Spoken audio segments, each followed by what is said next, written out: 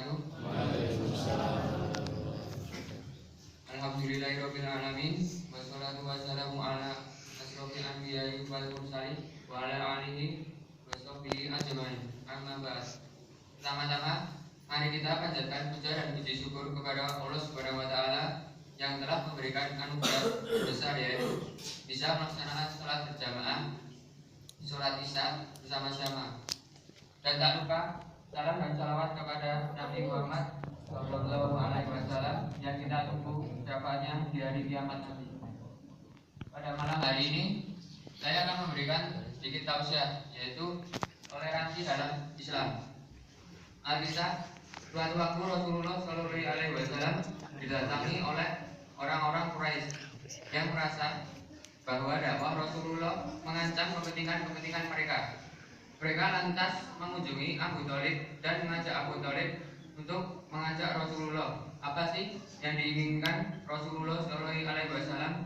Karena mereka mengira Rasulullah menginginkan harta, Rasulullah menginginkan takhta, Rasulullah menginginkan wanita. Maka mereka datang untuk membujuk Rasulullah untuk menghentikan dakwahnya dengan menawarkan harta, sehingga Rasulullah menjadi orang terkaya di Mekah, dan beliau juga ditawari takhta sehingga kedudukannya menjadi paling tinggi, dan Rasulullah juga ditawari wanita manapun. Tetapi tawaran itu ternyata ditolak oleh Rasulullah secara mentah-mentah, lalu mengatakan, seandainya matahari diletakkan di tangan kananku dan bulan diletakkan di tangan kiriku, maka aku tidak akan meninggalkan urusan dakwah ini sampai Allah memenangkanku atau mati di dalamnya. Jawaban Rasulullah jelas sangat tegas. Tapi orang-orang Quraisy tidak bilang akal, maka mereka akan menyampaikan ketaatan, menyimpangkan ketaatan Rasulullah. Mereka menawarkan, ya Rasulullah, bagaimana seandainya kita gantian saja? Kami menyembah Tuhanmu selama 1 tahun, dan engkau menyembah Tuhan kami selama 1 tahun, alias mencampur adukan antara ibadah yang satu dengan ibadah yang lainnya. Maka saat itulah menjadi sebab atau asbabun nuzul Al-Kafirun. Maka turunlah surah Al-Kafirun yang menjadi prinsip Muslim, bahwasanya orang Muslim tidak menyembah Tuhan orang-orang kafir, dan orang-orang kafir pun tidak menyembah Tuhan umat Muslim. Dan prinsip terakhir umat Muslim yaitu lakum dinukum waliyadin, bagimu agamamu dan bagiku agamaku. Yang seru saat ini adalah saat seorang berbicara toleransi, mereka lupa bahwa toleransi bukanlah mengajak dengan apa yang kita yakini. Karena dengan mengajak apa yang kita yakini itu bukan toleransi, tetapi dakwah. Namanya provokasi, namanya bujukan.